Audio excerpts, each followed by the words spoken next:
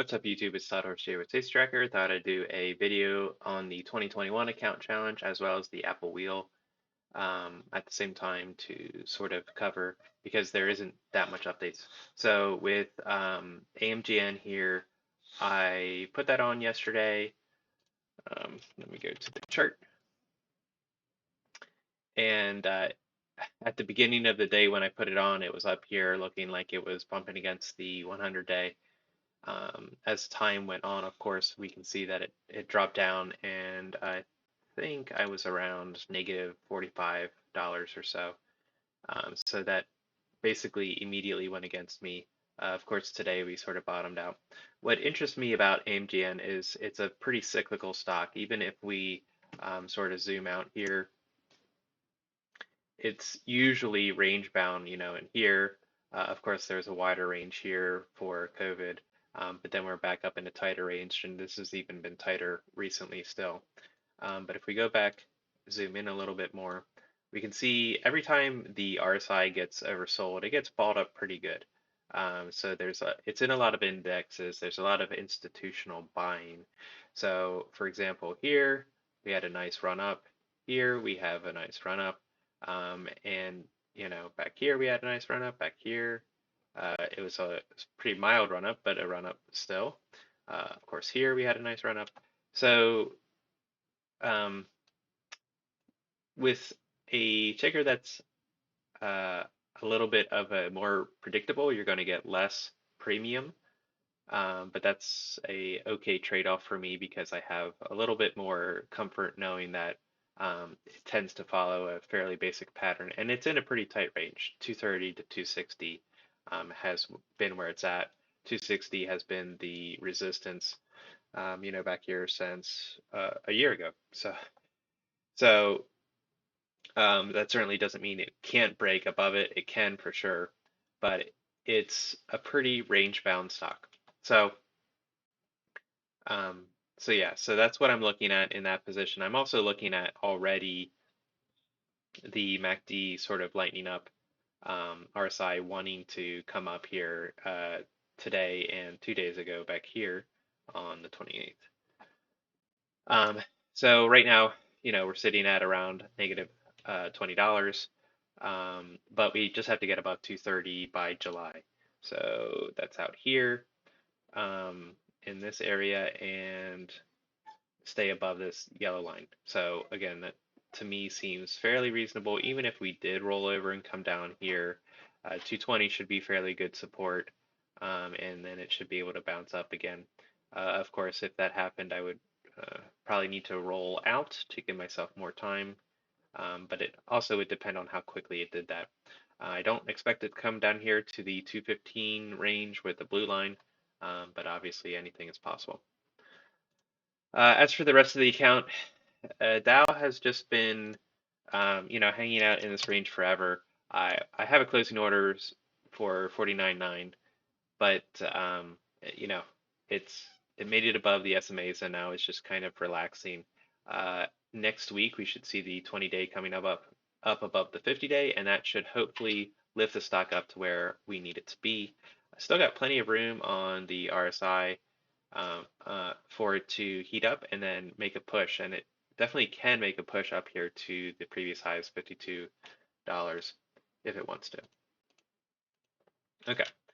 Siri got another dividend for a penny, I think, on that one. Airbnb is just a share, but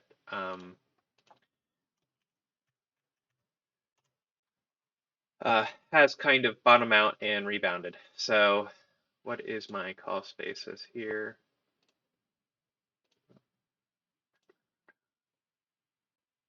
Okay, 178.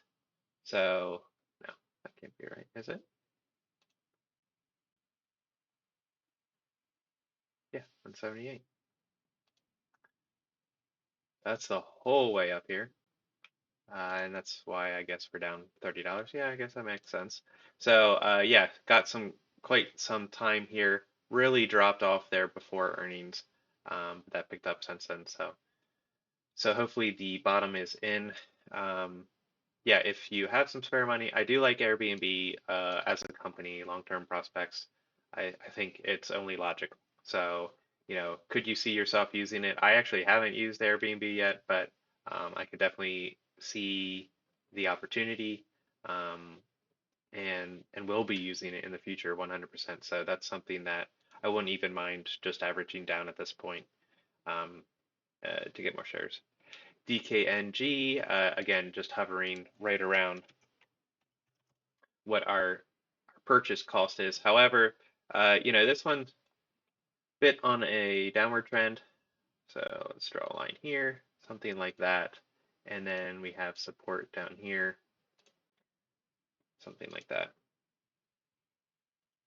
Okay, so we are above the 20-day, which looks nice. The downside is that RSI and MACD are curling down. So I wouldn't be surprised if we consolidate up below this white line here for a bit until potentially the RSI can level out and start lifting the price back up. Okay, and Ethereum and Doge. Again, I'm not really interested in the prices. I'm just holding long term. So yeah, so at this point I'm down, we'll round this up to 1600. So I'm down $400 overall or $500 overall in the challenge, something like that, 450. And I fully expect I can make that back up. I've obviously already at this point wasted a year, but I'm still in the game, and once spreads start working again, once the market gets in a rhythm, then I'll be able to utilize this portfolio more. In the meantime, I've been doing the Apple spread. So right now I've collected $556. If you remember, I deposited 3,000 into this account. So that has fluctuated. At one point, I was up 250 or $300 or so, and now I'm only up $131. I've had. Let's go back to option positions in the Apple wheel. So I've had this open for 20 days now. So the $130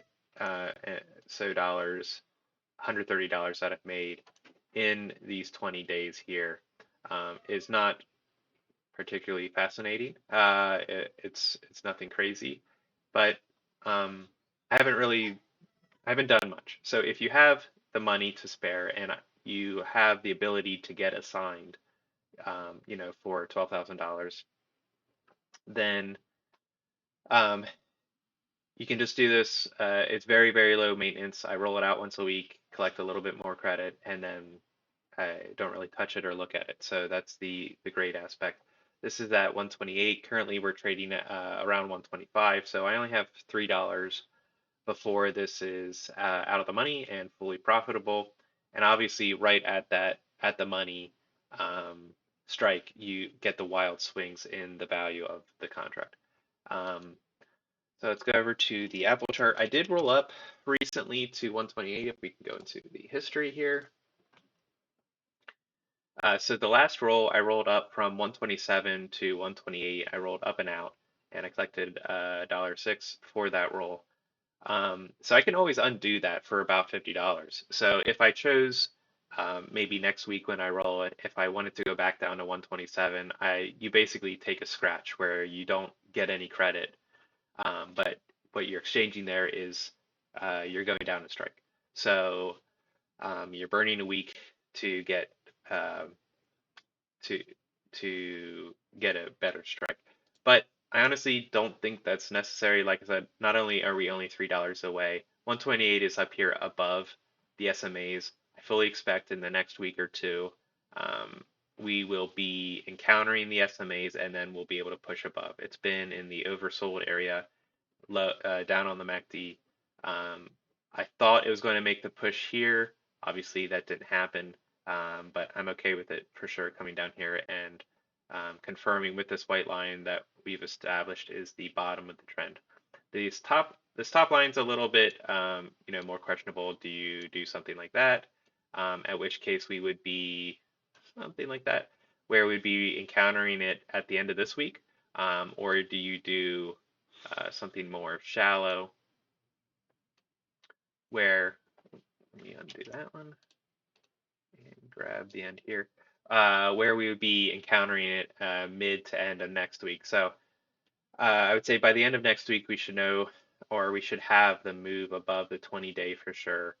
Um, and then who knows, whether it consolidates in between the 50 and the 20 day or pops right up above is anybody's guess.